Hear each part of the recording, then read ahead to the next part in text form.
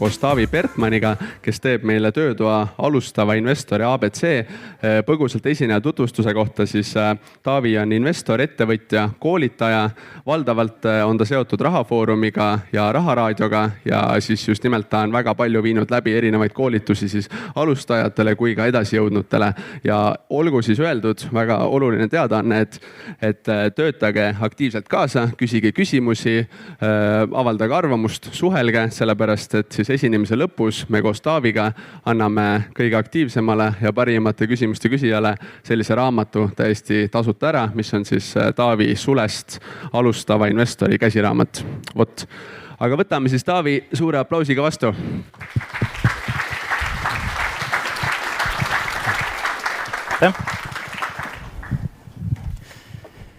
Tervist! Kuna meil on töötuba, siis ma paneks kohe siin tööle. Ehk siis kujuta ette olukorda, et sinule tuleb või sinuni jõuab üks väga hea investeerimispakkumine. Sa võrdled seda teistega, mõtled, et nii head pakkumist sa pole enne näinud, et väga hea võimalus. Ja et sellest pakkumist osa saada, sa pead homseks raha üle kandma. Nüüd leia enda ümbert 2-3 inimest ja aruta, et mida sa teeksid sellises olukorras, kuidas sa käituksid.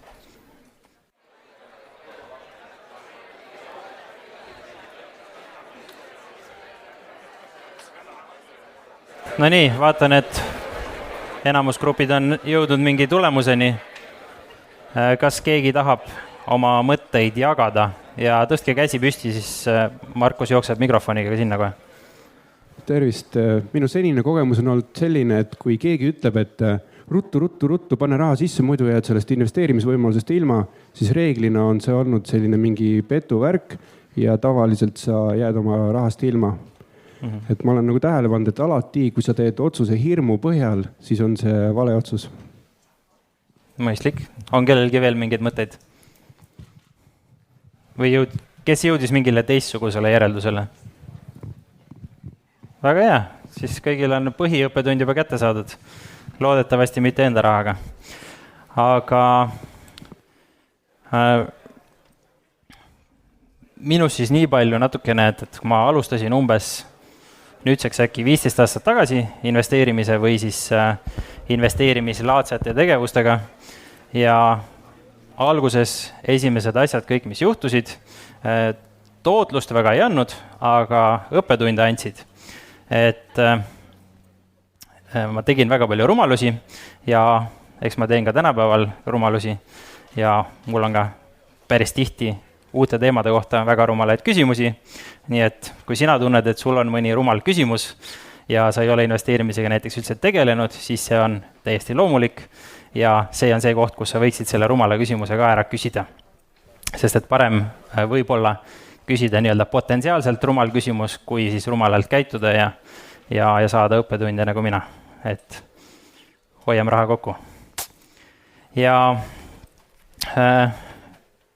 laias laastus siis ma hakkasin mõtlema, millest me räägime täna ja siis ma vaatasin siin seda kava, ehk siis meil on mingid teemad, mida me ei puuduta, mida võiks nagu mõelda, et investeerimisega alustades või eeltööks oleks vaja, on esiteks see, et me ei räägi eesmärkide seadmisest, oma sellest nii-öelda tõsisest miksi leidmisest, me ei räägi säästmisest ja rahaasjade korda seadmisest, me ei räägi mingitest spetsiifilistest investeerimisstrateegiatest ja me ei räägi kinnisvarasse investeerimisega alustamisest, sest kõik need teemad on siin teiste esitlejate poolt ühel või teisel hetkel kajastatud.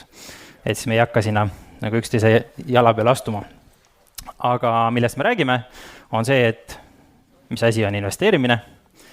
Räägime investeerimise põhitõdedest ja või noh, ideaalis me võiks kõik need asjad ära unustada, me võiks rääkida ainult sellest, et mis küsimused sul on ja tegeleme nendega.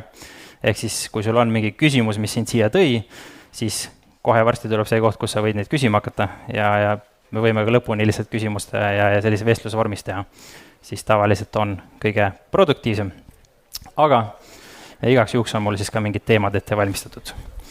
Ja lisaks me räägime ka liiklusest natukene. Kohe mingid pead tõusid. Tuttav teema.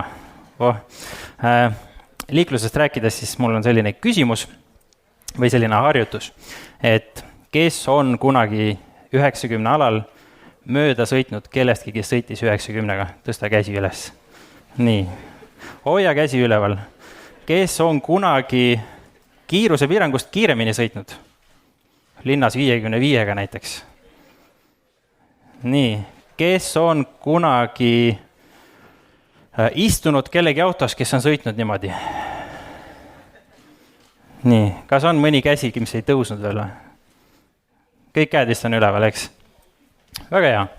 Siis võime edasi minna.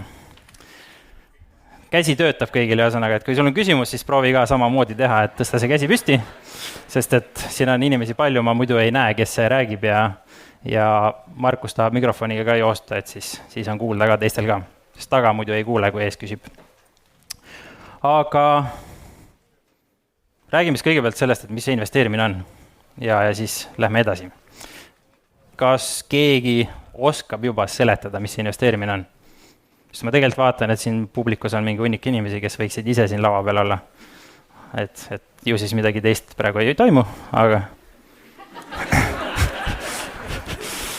aga kas keegi, kes ei ole veel näiteks investeerimise kokku puutunud, oskab näiteks öelda, mis on investeerimine? Käsi tõusis niimoodi, mäletad? Ei oska? Okei, siis on kõik õiges kohas.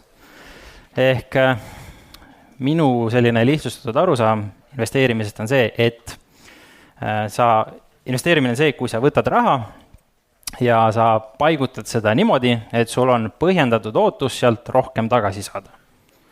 Ja see põhjendatud ootus seal juures on just oluline, sest kui see on ainult lootus, siis see ei ole investeerimine. Ja see, et rohkem tagasi saaks, see on ka üks oluline osa investeerimisest, eks.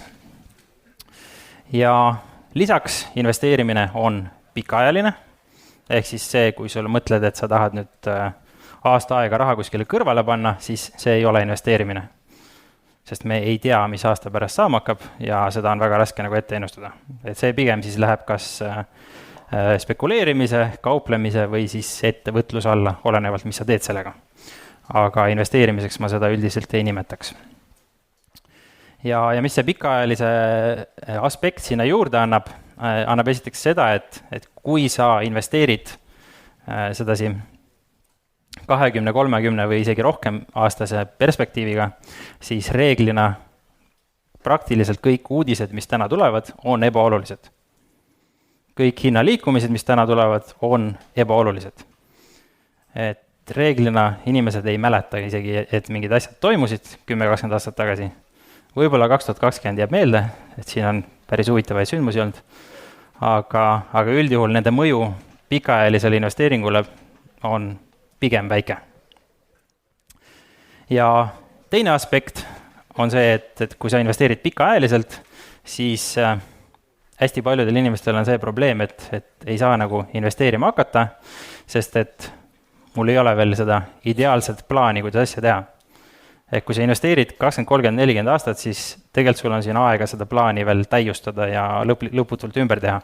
Ehk ära oota oma ideaalset plaani, lihtsalt hakkab peale enam-vähem okei plaaniga ja sa saad seda veel täiustada korduvalt ja korduvalt. Ja sa saad juurde õppida veel lõputult asju, kui sa tahad.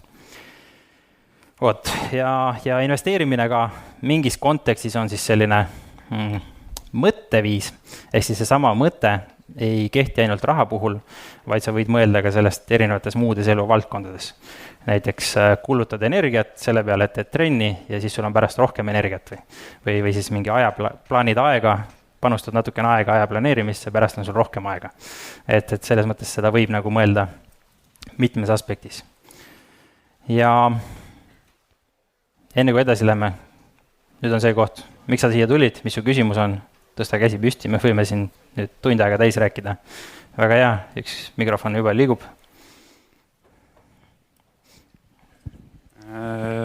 Aitäh. Äkki sa siis laiendad seda teemat, et mis on see enam-vähem okei plaan, millega pihta hakata? Okei, selleni ma kohe tegelikult jõuan juba niikuinii. Et sa lähed nagu minu kava järgi enam-vähem. Aga siis me võimegi sealt edasi minna. Aga korraks ma tuleks tagasi selle liikluse juurde. Ehk siis kas kellelgi on kunagi siit tulnud mõte, et investeerimine on riskantne ja sa ei julge seda teha, sest sa võid raha kaotada näiteks? Okei, mõtlesin mingi pooled käed võib-olla rohkem, eks. Aga kas sa oled kunagi mõelnud, et üle kiiruse sõitmine on riskantne ja sa võid oma elu kaotada? Vähem käsi. Okei, ma huvi pärast vaatasin eile statistikat natukene. 1 kilomeeter tunnis kiirem kiirus suurendab õnnetuse tõenäosust 3%.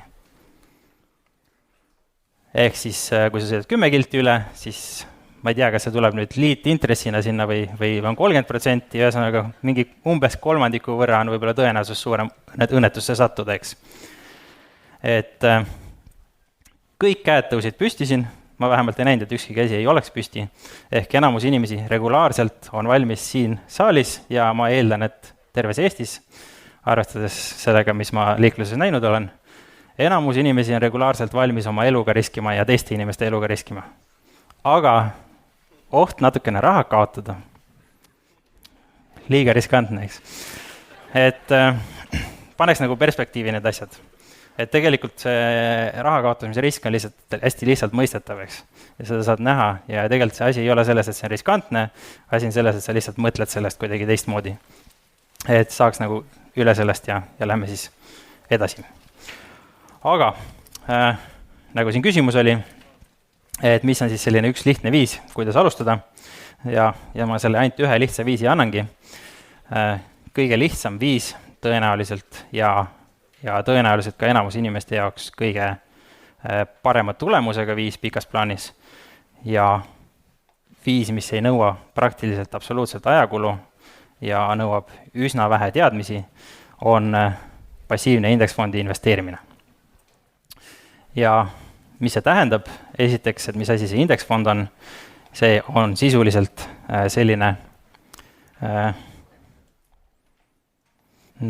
fond, mis võtab oma portfelli lihtsalt hunniku aktsiaid, ta ei ürita valida mitte midagi ja ta üritab liikuda siis börsi liikumisega kaasa. Ja sa saad sisuliselt osta sellise indeksfondi, kus sees on mingi 95-96% kogu maailma aktsiatest nende suuruse järgi. Ja lihtsalt sõita majandusega üles selle kaasa. Ja selle mõte on siis see, et viimase mingi 100 aasta jooksul on börsid liikunud üles üsna hea tootlusega ja nad on käinud vahepeal üles alla, eks, aga sellepärast me räägimegi just pikaajalisest investeerimisest, sest et pikaajaliselt nad on lõpetanud üleval. Et kui sa vaatad seda aktsiagraafikut, siis see näeb umbes selline välja, kukub vahepeal kolinal, siis jälle tõuseb, kukub ja kolinal ja nii edasi. Aga pikas plaanis ta on tõusnud päris korralikult. See ei ole garantii, et tulevik samasugune on, meil võib kogu see majandussüsteem ja kõik asjad kokku kukkuda ja mis iganes, aga see on nii-öelda ajalooliselt nii olnud ja üldjuhul ei ole väga mõjusat argumenti veel välja, või mina ei ole vähemalt näinud ja ma ei ole kuulnud, mis ütleks, et vastupidine oleks parem idee. Ja mis selle asja nagu tagajärg on või sellise lähenemise tootlus on ka tavaliselt parem, kui enamus sellised ise üritada mingeid trikke ja nippe seal teha. Ehk siis puhtstatistiliselt umbes 8-9 fondijuhti 10 jäävad sellisele tootlusele alla ja erainvestoritest ilmselt see protsent on veel suurem. Ja see siis on selline kõige lihtsam viis, kuidas alustada ja paljudel juhtudel võib-olla ka siis kõige lihtsam viis, kuidas lõpetada. Vähemalt kuni selle hetkini, kui sul on pensionini mingi 10 aastat jäänud. Et siis on natukene vaja seal mingeid muid trikke hakata vaatama ja nii edasi. Aga üldjuhul jah, Warren Buffetti soovitus, ma arvan, on päris hea, et pane raha indeksisse ja siis keskendu sellele, kuidas sa raha teenid. Ehk tee oma tööd, tee oma ettevõtlust, arene seal ja reeglina on see ka parem tulemus. Ja kuidas seda siis hästi lihtsalt teha? Eestis on kõige lihtsam valik ilmselt 3. samba pensionifond. Neid indeksfonde on tänase seisuga äkki vist 3 seal. Kõik on natukene erinevad, aga need on olemas ja neil on üsna madalad tasud. Ja ja lisaks siis saab ka tulumaksusoodustust, ehk siis kuni 15% pealt oma brutotulust või maksimaalselt 6000 euro pealt saad tulumaksu tagasi, kui sa sinna investeerid. Ehk siis see on üks selline kõige lihtsam ja tõenäoliselt ka tulusam viis, kuidas indeksfondi investeerida. Ja kui summad on suuremad, siis saad juba otse osta ja muud valikud, aga see on esimene ja kõige lihtsam variant. Said vastuse? Okei. Ja kui veel praktilisemaks minna, siis kõige lihtsam variant tõenäoliselt on minna tuleva e-lehele, valida ülevalt menüüst 3. sammas ja siis seal on juhend, kuidas erinevates internetipankades ja pensionikeskustes ja tuleva äpi kaudu kõik seda sammud ära teha. Ehk see on üsna selline kerge, mingi 5 minuti töö umbes. Oleneb lugemiskiirusest. Aga väga lihtne ja saad püsikorralduse teha ja sisuliselt ära unustada. Kõige keerulisem osa on see, et kui aktsiahinnad kukuvad, siis et sa ei vaataks seda liiga palju. Veel küsimusi? Oota ikka mikrofon ära. Nii, eile esinejad rääkisid hästi palju sukst asjad nagu lühikeseks müümine. Ja siis, mis see nagu tähendab? See ei ole investori tööriist. Esiteks mainin selle ära, et see on rohkem selline kas siis kaupleja jaoks või siis tegelikult investorid kasutavad ka, kui nad tahavad näiteks mingi riski vastu ennast kaitsta ja nii edasi. Aga sisuliselt siis tähendab see seda, et sa panustad aktsiahinna langusele. Ehk siis sa justkui laenad aktsiaid, müüd need maha ja siis ostad tagasi pärast. Et kui hind on langenud, siis sa saad nagu odavamalt tagasi osta, kasum jääb sulle ja kui hind on tõusnud, siis sa saad kahjumit. Ja seal on nagu see eripära ka, et see on üks vähestest võimalustest, kuidas sa saad kaotada rohkem, kui sul raha on. Et alustajana ilmselt esimese tehinguna ma ei kasutaks seda, et võib-olla esimese 10 seas jätaks ka veel igaks juks. Aga selline võimalus muidu on olemas jah, et saab teha ja saab oma portfelli kõhku lasta hästi. Ja ma küsiks selle kohta, et mis te arvate sellest platvormist pluss 500? Ma ei arva sellest midagi, et investori jaoks ei ole seal ka ilmselt midagi teha. Et ma ei ole seda üldse uurinud, aga mulle tundub, et see peaks olema mingi kauplemise teema. Aga ma ei tea sellest mitte midagi. Et kuna ma ei tegele kauplemisega, siis ma ei ole ma olen seda nime näinud, aga ma ei ole sealt kaugemale läinud. Tere Taavi, selline küsimus, et kui sa võtad umbes 15 aastat, oled investeerimislaadsete tegevustada tegelenud, aga millal sa ise selleni jõudsid, et võiks passiivsesse indeksfondi investeerima hakata ja miks me võiksime seda varem tegema hakata? Ma arvan, et ma jõudsin sinna äkki mingi paar aastat tagasi, sest et enne seda tegelikult siin Eestis väga seda infot nagu ei liikunud nii hästi. Ja see sõnastus oli sul väga õige, et võiks, ehk siis mul reaalselt on seda suhteliselt vähe, sest ma olen üks nendest imelikest inimesest, kellele meeldib investeerimine kui tegevus. Ja ütleme nii, et kohe kindlasti, kui ajakulu arvesse võtta, siis ma pigem kaotan sellega raha. Aga see on justkui nagu, osaliselt justkui nagu minu lotopilet, sest et see on minu jaoks põnev tegevus, kui ma teen mingeid huvitavaid tehinguid. Ja teisest küljest on see lihtsalt asi, mis mulle huvi pakub ja millest ma tahan rohkem teada. Ja ütleme nii, et see ongi siis minu see nii-öelda töö osa ka justkui. Et et kui keegi tahab, keegi reaalselt tunneb kirge ja põnevust ja talle väga pakub huvi, siis võib vabalt igasugu asju teha. Aga lihtsalt enamus inimesi, kes tahavad alustada, pigem tahaksid seda tulemust saada, mitte seda tegevust teha. Ja see tulemus tuleb sedasi passiivselt paremini. Aga ma võin sulle öelda, et mu tütar on juba sünnist saati seda strateegiat rakendanud ja üsna edukas, nii et temal on see õppetund selge juba algusest peale. Seal oli ka küsimus. Nende käte teemal, et kui me siin kardame rahast ilma jääda, kuidas sa soovitad alustajatel riske hajutada, et oleks vähemalt seda tunnet, et kui siin läheb halvasti, siis kuskil läheb ikka hästi? Okei. riskide hajutamisega on nüüd selline asi, ehk siis hajutamine siis põhimõtteliselt tähendab seda, et sa ei pane kõiki mune ühte korvi, eks, et ostad erinevaid asju. Kui me räägime varaklassi sisesest hajutamisest, siis see indeksfond teeb seda juba. Ehk kui sa ostad selle indeksfondi, seal on juba 2000-3000 aktsia või ettevõtte aktsiad sees, ehk sa oled nagu globaalselt hajutatud, need on erinevad turud, erinevad sektorid, erinevad riigid ja sellest nagu rohkem hajutada ei olegi nagu väga palju kasu. Aga kui sa nüüd tahad mõelda, et igas sellises majandustsüklis läheks sul hästi, siis peab vaatama varaklasside vahelisele hajutamisele ja seal läheb nüüd pigem asi keerulisemaks. Ehk klassikaline idee on umbes see, et sa hajutad siis võlakirjade ja aktsiate vahel ja siis teoorias peaks olema see, et kui aktsiad kukuvad, siis võlakirjad ei kuku, vaid kas siis tõusevad või jäävad stabiilseks enam-vähem, et see nagu siis hajutab portfelli tasandil, tekitab mingit sellist stabiilsust. Et praktikas see alati ei toimi, sest tänapäeval juba on nii palju seoseid, et kõik asjad liiguvad umbes koos, kukuvad alla, eks. Aga teoreetselt on selline variant olemas, ehk siis sa selle kohta võid uurida erinevaid teooriaid. Ma ei ole kindel, milline neist ka reaalselt mingis järgmises kriisis edukalt toimib, aga teoreetselt see on võimalik. Selle miinus on see, et sa hajutad tavaliselt varaklassidega, mille tootlus on väiksem kui aktsiad. Ehk siis sa pikas plaanis sa saad küll selle stabiilsemat hinde kõigu, aga su tulemus on kehvem. Ehk siis on küsimus, et kas sa tahad seda stabiilset kehva tulemust või sa tahad head tulemust, mis hüppab ebastabiilselt edasi-tagasi ja siis umbes mingi 10 aastat enne pensionile minekut hakkad seda stabiilsemat asja ehitama, et sa saaks nagu välja võtta sealt raha, ilma et sa peaks põhjas müüma.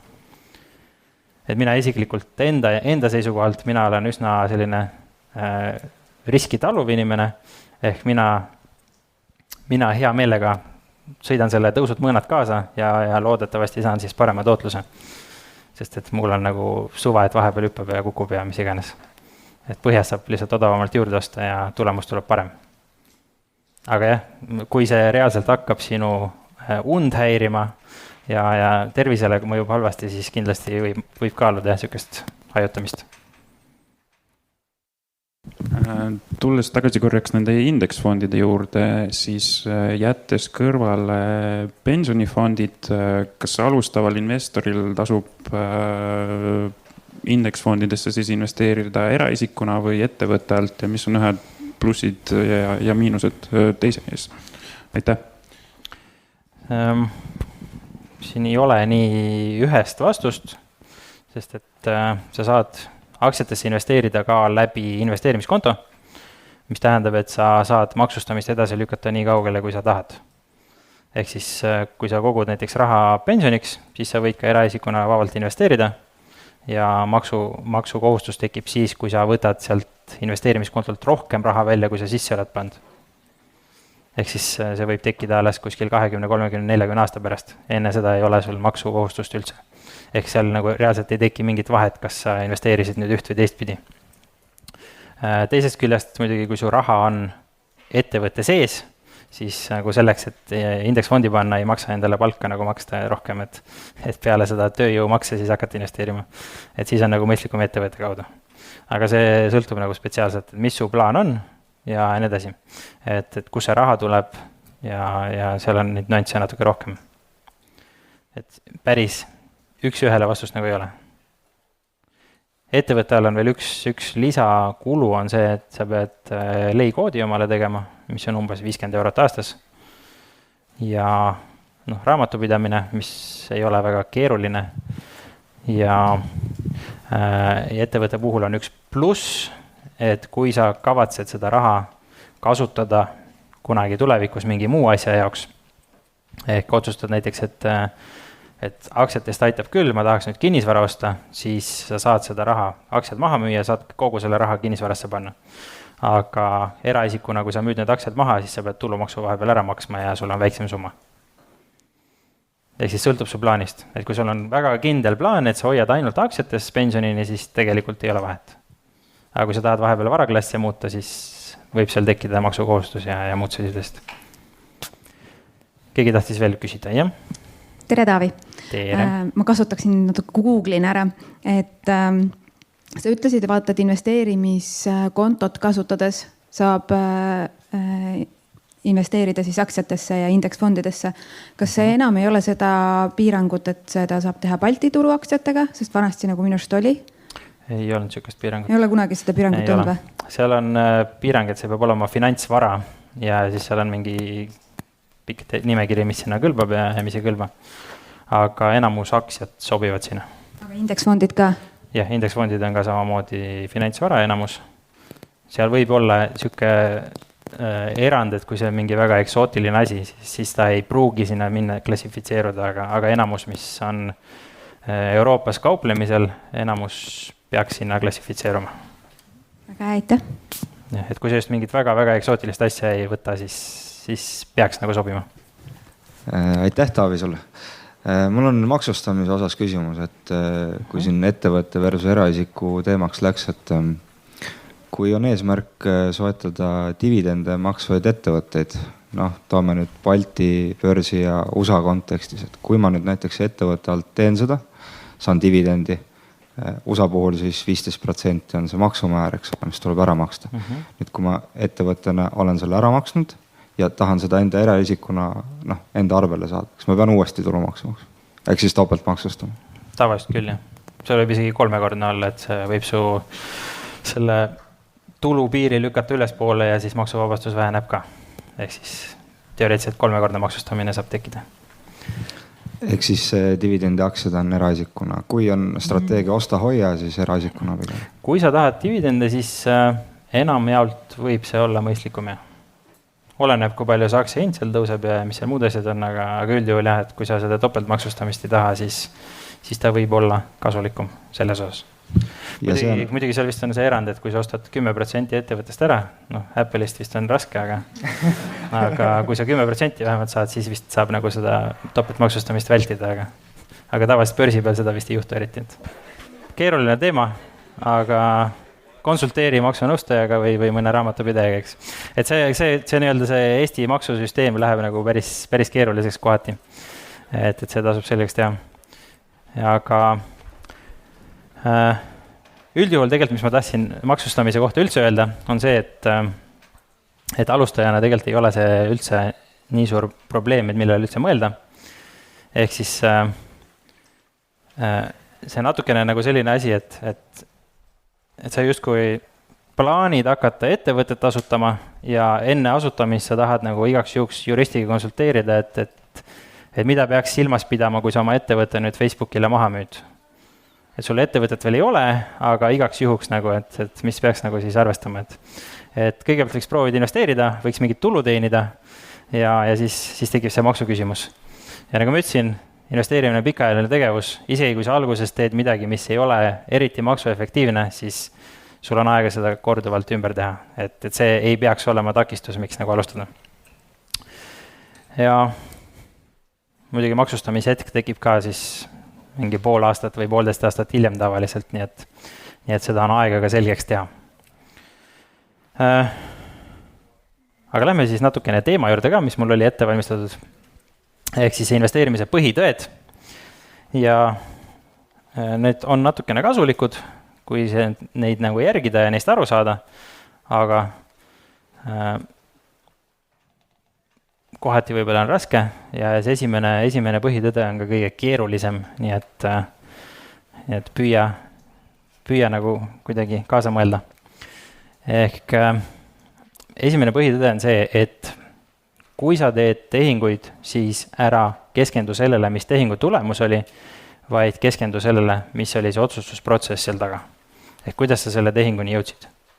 Ja põhjus on väga lihtne. Ehk põhjus on see, et me oleme inimesed ja me loome endale ilusaid illusioone. Ehk ka mina alustasin näiteks investeerimisega nii, et ma tegin kõige esimene tehing börsil oli näiteks Olympico IPO, mis läks ülihästi. Osalesin sellel, IPO on siis see, et aktsia tuleb börsile. Osalesin selles ja müüsin siis, mäleta, kas mingi nädala-2 jooksul oma need aktsiad maha, teenisin mingi ilusa 2-kohalise protsendi tootlust selle ajaga ja olin hullult rahul endaga, et geniaalne värk oli. Ja siis õnneks tuli Eesti Ekspress IPO ja siis ma sain aru, et tegelikult ei olnud eriti geniaalne värk. Et pigem ei olnud viga minus, et see hästi läks ja sain sealt õppetunni kätte. Aga see on hästi-hästi tüüpiline, ehk siis nägime 2005-2007 see kinnisvara buum oli, siis oli hästi palju inimesi, kes kõik läksid kinnisvaraga tegelema, arvasid, et nad teevad midagi jube hästi ja siis tuli see krahh ja siis selgus, et osad tegid hästi ja osad tegelikult tegid üsna rumalasti, aga kuna turg oli tõusev, siis isegi vead said premeeritud. Ehk kui nad oleks vaadanud seda, et mida nad teevad, kuidas nad teevad, siis nad oleks saanud võib-olla teha teistmoodi ja sellest kriisist ka läbi tulla. Aga kui nad vaatasid ainult seda, et tehingud on juba head ja kõik läheb hästi, siis nagu läks natuke nii, nagu läks. Täpselt samamoodi Bitcoini buum, inimesed ostsid sinna sisse ennast tipust, kes ei saanud väga aru, mida nad teevad, hind võib-olla tõusis veel, mõtlesid, et väga hästi läheb ja siis ei läinud eriti hästi, eks. Et see on hästi lihtne segamini ajada seda tulemust ja arvata, et see oli otsuse tagajärg ja mitte aru saada, et tegelikult oli see kas õnn või see oli lihtsalt, et turg sõitis üles. Et need asjad tuleks nagu eristada. Ja võib-olla lihtsam näide on see, et kui sa ostad lotopileti, siis igal juhul majanduslikult on tegemist rumala otsusega, sest kui sa ostaksid lõputu arv lotopileteid, siis sa kaotaksid kindlasti raha ära. Siin ei ole isegi valikut, et sa võid plussi jääda. Et kui sa lõputult palju ostad, sa kaotad raha ära. Ehk see otsus osta lotopilet on majanduslikus mõttes alati rumal. Kui sa nüüd võitsid 10 milli, see ei tähenda, et see otsus hea oli. See tähendab, et sul vedas ja tulemus oli hea, aga otsus oli endiselt rumal. Et see asi tuleks nagu enda peas lahti mõelda ja nii-öelda teha. Siis muidu sa võidki selle lotoga 10 milli võita ja siis sa ostad selle 10 miljoni eest veel lotopileteid ja kadunud, eks. Noh, see on natuke meelevaldne näide, aga investeerimises on see hästi tüüpiline, et sa teed mingit asja, sul läheb hästi ja siis arvad, et see tegevus on hea ja lõpuks sa kaotad selle raha ära. Et tasub neid eristada. Siis hästi lihtne põhitõde, mida ma igal pool olen korranud, aga ikka eiratakse seda, et kui ei mõista ära näpi, hästi lihtne. Kui sa ei saa aru, mis asi see on, kui sa ei saa aru, mis riskid on, siis ära pane oma raha sinna sisse. Et tee selgeks. Ja see, kui sa käid kuskil müügiesitlusel, siis see ei tähenda, et sa said selgeks. See tähendab, et sulle räägiti selle investeerimise positiivsed pooled selgeks ja võib-olla natukene müügijuttu ka juurde. Ja sina pead siis nüüd tegema need negatiivsed pooled ja riskid selgeks endale. Et nemad sulle seda ei tutvusta. Ja müügiesitlused võivad ka natukene peidetud olla. Need võivad olla näiteks tasuta nõustamised, mille tulemusel sulle soovitatakse tavaliselt ainult selle sama nõustaja tooteid. Et see on ainuke investeerimistoode, mis sulle sobib, see on kõige parem, kuigi tegelikult objektiivsetel alustel ta ei ole üldse hea. Aga tasuta nõustamine ja siis see nii-öelda raha saadakse pärast kätte tasude pealt, mis selle tootega kaasnevad. Ja lisaks on siis ka, nüüd on veel popimaks saanud see, et meil on igasugu huvitavad blogijad, kes õnneks Eestis vist ma ei ole väga täheldanud, ma pole ka väga palju lugenud uusi, aga välismaal on näiteks päris palju selliseid blogijaid, kelle ainuke eesmärk on sisuliselt teenida vahendustasusid, ehk siis nad kirjutavadki sulle, et see asi on nüüd üliäge, see ühisrahastusportaal on väga hea ja see, ma ei tea, mis investeering on väga hea ja mõte on siis see, et sina liitud nende lingi kaudu ja siis nad saavad selle eest tasu. Aga tegelikult nad absoluutselt isegi ei viitsi uurida seda portaali vahepeal või siis nad lihtsalt ei oska.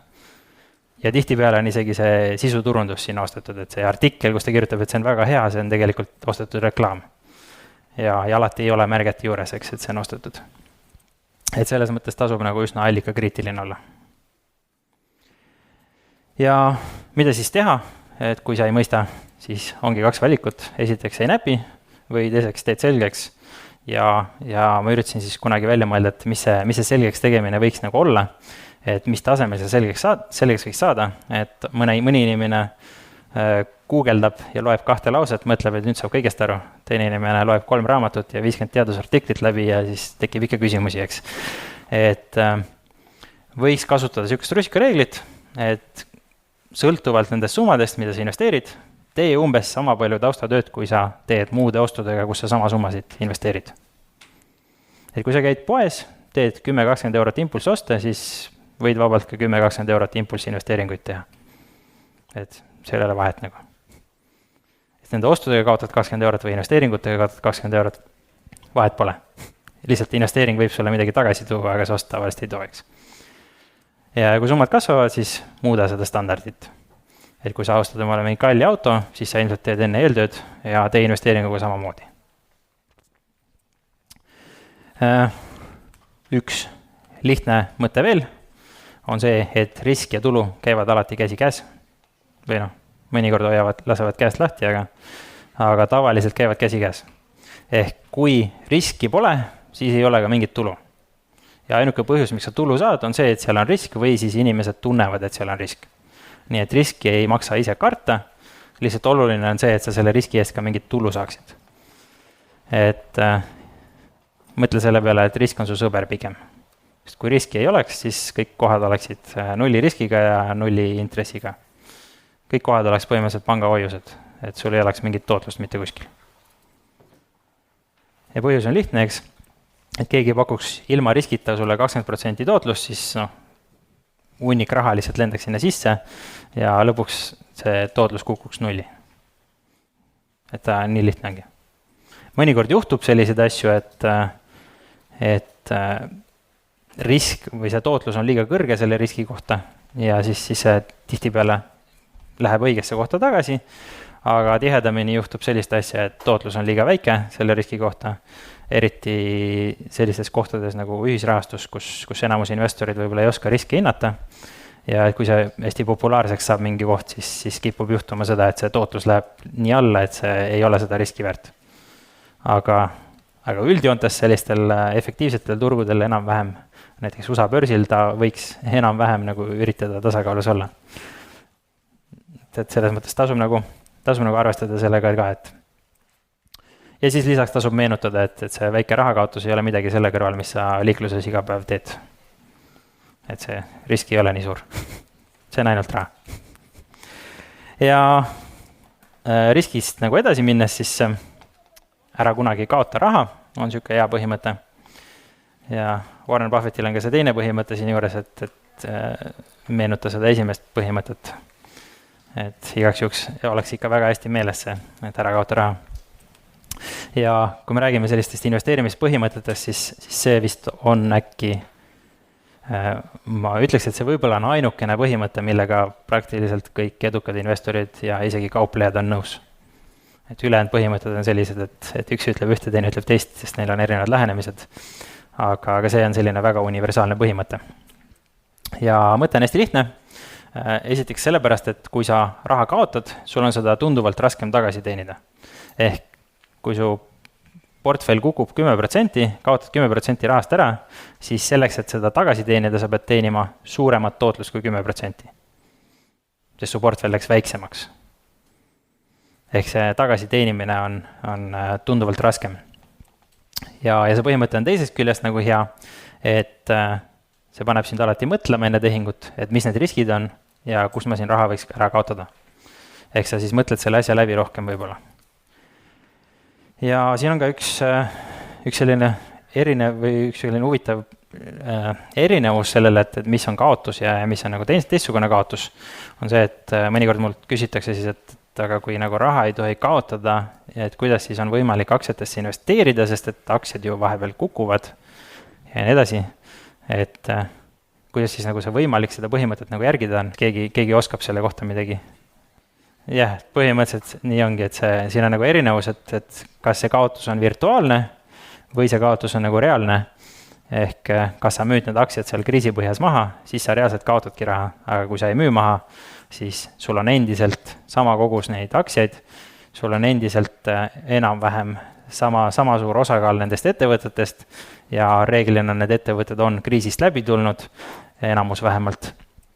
Ja nad on siis ka edasi kasvanud ja selle nii-öelda kaotuse siis tasa teinud.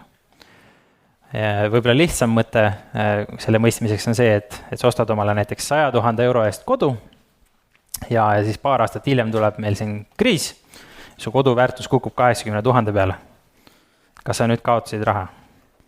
ei kaotanud, eks. Sa saad endiselt elada selles samas kodus, sul on endiselt sama palju ruutmeetreid, saad kõiki asju täpselt samamoodi teha. Kui sa seda kodu maha ei pea müüma, siis tegelikult juhtunud sinu jaoks ei muutunud nagu mitte midagi. Ainuke asi on see, et kui sa nüüd oled sunnitud selle kriisi ajal selle maha müüma, siis on tõesti oled raha kaotanud. Aga muidu see on lihtsalt ajutine hinnalangus ja tõus. Et tõenäoliselt pärast on see jällegi üles tõusnud ja sa saad selle raha tagasi.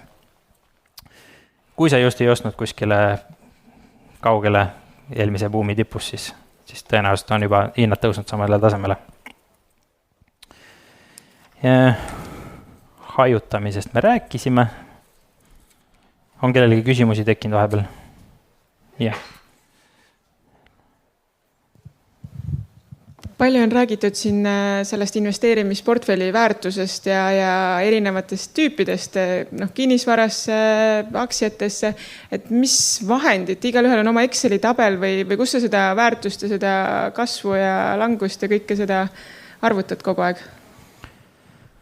Mina isiklikult teen omale väikse Exceli, ehk siis see on kõige lihtsam, see vastab minu vajadustele. Ja ma väga palju nagu sellist jälgimist ei tee otseselt. Et mis ma teen on see, et ma arvutan ühisrahastuse tootlust iga kuu, sest et portaalide tootlust väga ei tasu vaadata. Ja siis ma vaatan siis nii-öelda bilanssi, ehk siis ma panen mingi kuu lõpu seisuga oma seisud paika ja siis vaatan, mis see erinevus eelmise kuuga siis on olnud. Mida see alustaja peaks tegema? Alustaja võiks eelarve teha omale. Ehk siis alustaja võiks leida nagu võimalusi, kuidas rohkem investeerida. Et see, mis vahepeal väga toimub, ei ole niivõrd oluline. Ja kui me räägime ühisrahastusse investeerimisest, siis võiks muidugi jälgida seda ka, et tootlust arvutada ise seal välja. Aga kui me räägime indeksfondi investeerimisest, siis tegelikult see, mis selle indeksfondiga toimub, see on alguses täiesti ebaoluline ja täiesti juhuslik, et ma ei jälgiks seda eriti palju. Okei, et ühesõnaga mingit sellist popi tooli, kui ma sisse login ja panen oma asjad sisse, et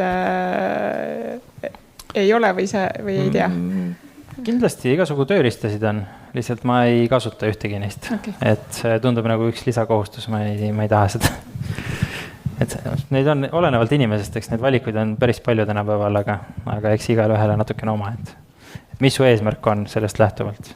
Hästi popp on tegelikult on see, et inimesed tahavad tekitada omale seda finantsvabadust, ehk siis seda olukorda, kus su passiivne tulu ületab su kulud. Ja siis on ka see number see, mida jälgitakse hästi tihti, et sa iga kuu teed ülevaated, kui palju sul passiivset tulu tuli. Et sõltuvalt sellest, mida sa üritad nagu saavutada, siis seda võiks nagu mõõta ka. Et minul seda eesmärki ei ole, mina tahan lihtsalt, et mu bilanss ikka kasvaks ja vaatan seda selle pärast. Siin oli ka, või see oli enne või? Ma tahtsin täpsustuse tegelikult teha või mõtte siia lisada, et kui küsiti konkreetset tööriista, kuidas oma investeeringuid siis jälgida või kus kohas, siis Marko kunagi unustas ennast hästi pikaks ajaks Excelisse ära ja see ehitas süksed tööriistad valmis ja riputas need circa mingi paari euri eest investeerimisklubi.ee lehel ülesse. Et kellel on huvi, kes soovib oma netoväärtust, investeeringuid ja nii edasi, siis ajas jälgida, siis tegelikult guugeldades ja investeerimisklubi.ee lehel saab sellised template'id siis kätte. Nojah, tal olid päris põhjalikud need minu arust, et saab kohandada vastavalt enda vajadusele, kui tahad selle.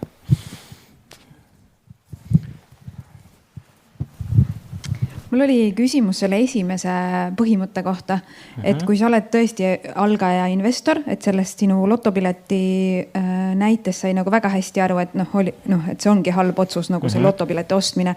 Aga kuidas ma saan aru, kui mu tulemused on tõesti nagu head kogu aeg, et kuidas ma saan siis sellel hetkel aru, et aga mu otsus ei ole hea, vaid lihtsalt mul veab või mu turg nagu, turu tõusust saab võib-olla veel aru, aga kuidas sellest õnnest aru saada? Kui sa selle välja mõtled, siis anna see teada. Aga kõige lihtsam valik on see, et sa kasutad strateegiaid, mis on pika aja jooksul näidanud, et see on tulemuslik. Ehk siis näiteks see sama indeksfondi lähenemine on nüüd 100+ aastase perioodi peale olnud tulemuslik. Ehk võiks justkui eeldada, et see on edaspidi ka. See ei pruugi, aga jah, see on niisugune hästi lihtne variant, eks. Või siis on mingid no ma ei ole selle kohta mingit uurimusi vaadanud, aga räägiti umbes, et kui mingi omavalitsus või riigiasutus tuleb börsile, siis tasub IPO-l osaleda, sest nad tavaliselt müüvad alla oma hinna seda. No mis Tallinna Sadamaga oli ka samamoodi, et kõik analüütikud arvasid, et hind saab olema 1 ja siis tuli hind välja ja see oli kõikidest madalam. Ehk see oli nagu üsna kindel, et see hind tõuseb ilmselt kõrgemale. Et mingid sellised asjad, mis ajalooliselt on korduvalt näidanud, et see on nagu hea lähenemine, need võivad olla. Aga kõige lihtsam on püsida niimoodi. Muidu selles osas, kuidas nagu siis aru saada, et kas sinu lähenemine on nüüd õnn või oskus, siis see on nagu ütleks, et peaaegu et võimatu küsimus, sest isegi Warren Buffetti nagu tulemus, kes on just kui nagu maailma parim investor vist, või vähemalt seal tipus, et isegi tema tulemus tegelikult on selgitatav õnnega. Ehk teoreetiliselt, kui on hästi palju investoreid, siis võib seal olla üks investor, kellel niimoodi on vedanud. Ehk see ei ole nagu väljaspool statistilist tõenäosust. Et sa ei saa öelda otseselt, et nüüd oskusega jõudis sinna, ehk teoreetiliselt sa võid ka väita, et see on õnn, aga kuidas sa nüüd aru saad, kumb ja mis nagu osakaal millelgi selline oli, siis see on nagu, ma ei tea, et oleks niisugust tööriista, mis nagu võimaldaks sellest aru saada nii hästi. Aitäh. Väga hea pealkiri Äripäeval, et Taavi Pertman ütles, et Warren Buffett lihtsalt vedas. Jah, nüüd seda ütlesid sina nüüd, paneme sinu tsitaadi sinna. Et seda saab nagu tõlgendada ühte teistpidi, aga jah, eks seal on niisugune sisetunde küsimus natukene ka, et see ongi hästi keeruline. Mul on üks küsimus, kui tohib. Kus? Seal, nii. Kas te võiksite lühidalt seletada, mis on IPO, miks see on oluline ja mida selle juures tähele panna? IPO on Initial Public Offering, ehk siis ettevõte tuleb börsile ja pakub oma aktsiaid müügiks. Ehk siis mõtlevad, et meil oleks raha vaja kaasata, lähme börsile, müüme mingi hunniku aktsiaid maha börsil ja siis lähme börsile kauplema. Ja mis seal vaadata? Seal võib vaadata hästi palju asju, aga laias laastus siis tasub seda vaadata, et kas hind on mõistlik, mida pakutakse. Ehk et mis hinnaga seda aktsiat sulle müüakse. Ehk siis sa peaksid oskama siis seda ettevõtet hinnata, mis nõuab juba siis omajaga oskusi. Ja sellest võib-olla siin Kristjan Liivamägi ja Talpsepp ja Vaarmets räägivad järgmise esinemise ajal, mis siin laval on. Et nad räägivad mingid strateegiatest, asjadest, et siis nad võivad võib-olla sellest ka natuke rääkida, kuidas mingeid asju vaadata ja hinnata, et see on nagu hea. Aga üldjuhul see võib olla päris keeruline seda teha. Lihtsalt näiteks Tallinna Sadama puhul oli see lihtsalt hästi lihtne, sest et ma ei mäleta mitte ühtegi investorit ega analüütikut, kes oleks arvanud, et see aktsia hind nii odav on. Et kõik pakkusid seal mingi kõrgema hinnataseme, et ilmselt jääb sellesse vahemikku ja siis tuldi välja hinnaga ja siis see oli madalam kui vist kõik asjad, kõikide pakkumised, mis ma vähemalt nägin. Ja siis seal oli nagu üsna lihtne hinnata, et kõik olid oma hindamised ära teinud, kõik olid arvanud, et see on rohkem väärt ja siis müüdi odavamalt. Aga muidu on see nagu keerulisem. Sest tavaliselt IPO-t tehakse ikkagi headel majandusaegadel, ehk siis müüakse pigem nagu kallilt ja siis on juba siuke pakkumise nõudluse teema, et kui on investorid, hästi paljud tahavad seda aktsiat osta ja neid aktsiaid ei ole nii palju, kui investorid tahavad, ehk märgitakse hästi palju üle, siis tõenäoliselt peale seda börsile tulekut see hind võib tõusta, aga kui huvi on väike, siis tõenäoliselt ta võib kukkuda hoopis. Aga pikas plaanis on see, no ma ei ole nüüd tegelikult mingeid uuemaid asju vaadanud, aga pigem on see, et IPO ettevõtete tootlus oli mingi paariaastase perspektiivis vist jäi kuidagi alla ülejäänud börsile. Ehk siis IPO-l osalemine, kui sa tahad nagu pikaajaliselt osta, siis pigem vist ei olnud mõistlik. Aga see, kui ma nüüd õigesti mäletan, siis Kristjan Liivamägi vist on selle kohta uurimist ka teinud või oli keegi tema juhendatav, et ta oskab kindlasti täpsemalt sellele küsimusele vastata. Aitäh, et seoses selle viimase IPO-ga, et mis te arvate, kas Coopi see märkimishind, millega LHV välja tuli, et kas see oli selline nagu teadlik tegevus või pigem selline võib-olla natukene võiks ütelda tööõnnetus?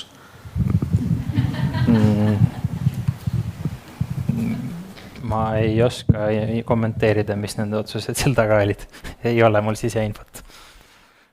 Ma võin nii palju öelda, et mulle tundus see natukene kallis, et mina ei osalenud. Aga muus osas ma kahjuks ei tea, mis nende peas toimus. Et seda peab ilmselt kuskil sealt küsima. Kuskil sauna õhtul mõne inimese käest, kes seal otsuse juures oli. Ja mul on küsimus ühisrahastusplatvormide kohta, et mille järgi neid hinnata, et millisesse võiks raha paigutada ja kuhu mitte? Ainult lihtsad küsimused. Kõige lihtsam lähenemine on see, et mul on kodulehel ühisrahastus andmebaas ja seal on põhinimekiri, kus on hetkel valikus 3 platvormi. Et kui nendega piirduda, siis peaks enam-vähem nagu okei olema. Aga keerulisem on juba päris keeruline, et kuidas nagu, kui sa tahad mingeid muid platvorme sinna võtta, siis esiteks ma välistaks kõik uued platvormid, sest et sa ei tea, mis nendest saama hakkab üldse. Siis ma välistaks ka igasugused sellised kahtlasema taustaga platvormid, kus on juhtkond on mingid sellised inimesed, kellel kas puudub üldse kogemus selles valdkonnas või tuleb isegi välja mingid mõnusad lood minevikust, kuidas on kedagi üle lastud ja nii edasi. Et ka selliseid asju tasub nagu uurida. Ja nüüd siin nende huvitavate petuskeemide puhul kindlasti tasub ka seda jälgida, et platvorm ei oleks registreeritud kuskil teises riigis, nagu näiteks lätlaste platvormid Eestis. Et see on juba üsna suur ohumärk. Ja siis võib-olla kõige lihtsam variant on lihtsalt see, et sa püüad leida mingi kogenuma investori, kes reaalselt investeerib, kes ei ürita sulle oma soovituslinki müüa iga hetk ja kes ka saab aru, mis ta teeb ja siis vaatad tema kogemust. Et mis ta sulle räägib ja mis ta jagab ja mis suhtumine on. Et seal sõltub nagu nii palju konkreetse platvormi teemast. Et mul on tegelikult blogis ja ka raamatus mingid nimekirjad erinevatest asjadest, mida saaks vaadata, eks. Aga see sõltub nii väga sellest spetsiifilisest platvormist, et mida seal vaadata nagu. Et lihtsalt nagu üldjoontes see, et esiteks portaal oleks usaldusväärne, oleks majanduslikult jätkusuutlik, ehk siis ta ei pea kasumis olema, aga kas tead, et neil on nagu raha. Ja siis need investeeringud, mis seal pakutakse, oleks reaalsed investeeringud ja et need oleks kasumlikud. Et kui selline suurt pilti nagu mõelda. Et kui need asjad on paigas, siis võib juba vaikselt kaaluda, eks. Kas meil hakkab aeg otsa saama? Vaikselt hakkab jah, aeg jõudma sinna maale. Siis mul on hästi kiire üks põhimõte veel, et alusta väikselt. Et isegi kui sul on hästi palju raha, siis alusta väikselt, sest õppemaksud on muidu kallimad ja vead on garanteeritud, et see on kindlasti hästi oluline mõte. Hea point. Nüüd enne veel, kui me selle esinemise wrap-upime, siis meil on Taavi raamat vaja kellelegi aktiivsele heale küsimuste küsijale ära anda. Et Taavi, äkki annad sa mulle mingid sisendid selles osas? Kingime raamatusi ette, sest andis mulle põhjuse midagi edasi uurida. Ja lisaks, Taavi, suur tänu sulle ka. Ma näitan siis natukene põgusalt kingikoti sisu, üks moment. Lugu on nimelt selline, et sa oled sattunud investori ajakirja kaanele. Vaata, siin ei ole seda sõnumit, mis see pidi minema pealkirjaks. Just, järgmisel korral on, järgmises editionis on, nii et suur tänu sulle, Taavi.